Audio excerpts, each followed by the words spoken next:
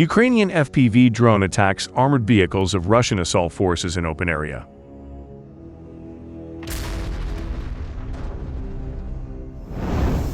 The Unmanned Systems Battalion of the 65th Mechanized Brigade carried out a series of strikes on Russian armored vehicles positioned deep in the rear of the invaders in the Zaporizhzhia region. The drones of the 65th Mechanized Brigade struck 5 Russian BTR-82 armored personnel carriers that were carelessly stationed in open area hangars.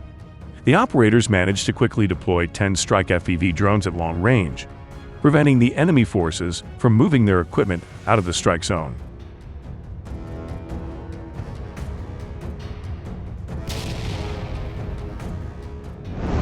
The Ukrainian Geospatial Intelligence Project, or Arkiv, geolocated the position depicted in the footage showing Russian armored vehicles east of the village of Riv, the Zaporizhzhia region.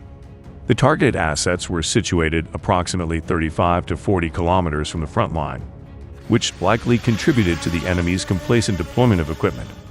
This range remains challenging for standard FPV drones to reach and is classified as a rear operational zone. It is highly probable that strikes at this distance were enabled by the use of a mothership drone, which transports strike drones over extended ranges and serves as a relay for radio communications.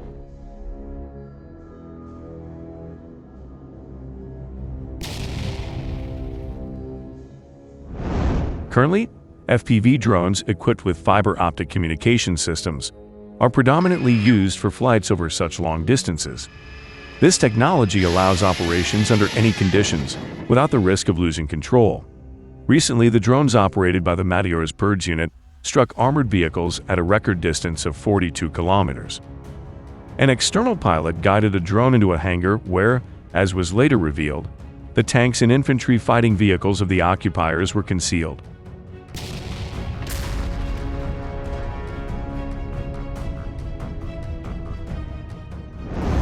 Previously, the operators of the Defense Intelligence of Ukraine also struck a Russian fuel train transporting fuel through the occupied territories of the Zaporizhzhia region using drones.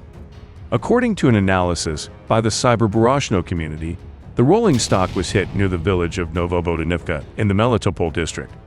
Located deep in the rear approximately 50 kilometers from the front line, as noted by the Defense Intelligence of Ukraine, at least 3 fuel tank cars were destroyed by the drones. This strike is significant for disrupting the invaders' logistics, as they strongly rely on railway fuel and equipment transportation.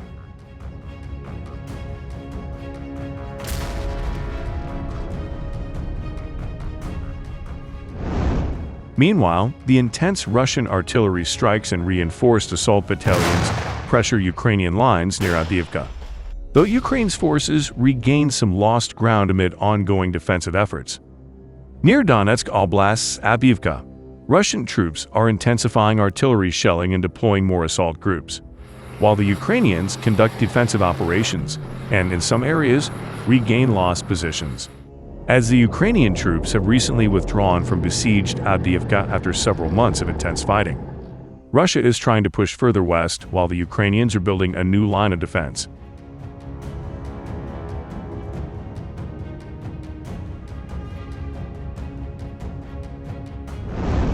In the Avdiivka direction, the enemy is increasing the intensity of artillery shelling, has a significant advantage in ammunition, is increasing the number of assault groups, up to a battalion tactical group, and is deploying new reserves, thus having some local successes.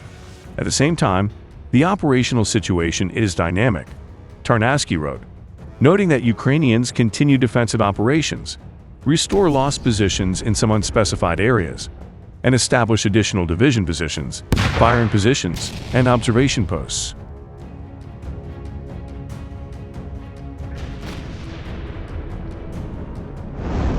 Tarnaski says over the past day, Ukrainian forces repelled 25 Russian attacks in the Avdiivka direction, 30 attacks in the Novopavlivka direction, and 1 attack in the Orkiv direction. In total, over the past day in the area of the Tavrya operational and strategic grouping, there were 36 Russian airstrikes, 56 combat engagements, 1,074 instances of shelling, and 118 kamikaze drone strikes, the commander says. According to General Tarnaski, The Russians suffered a total of 319 casualties, including killed and wounded personnel, and lost 5 tanks, 13 armored combat vehicles, 2 artillery systems, 11 vehicles, 2 air defense systems, and 3 units of special equipment.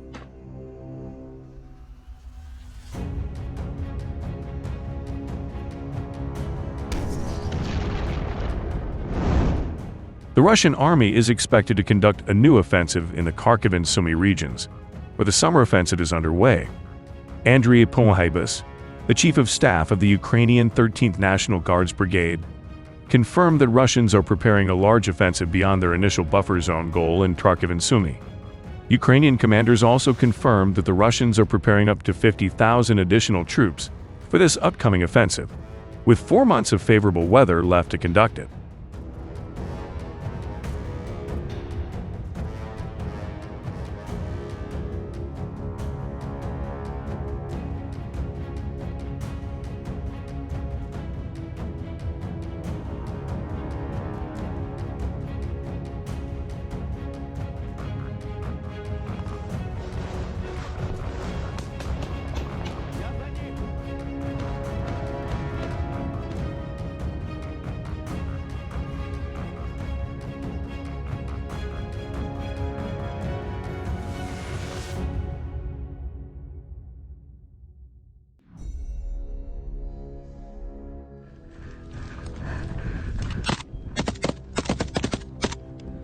Захват. Сорі, брат.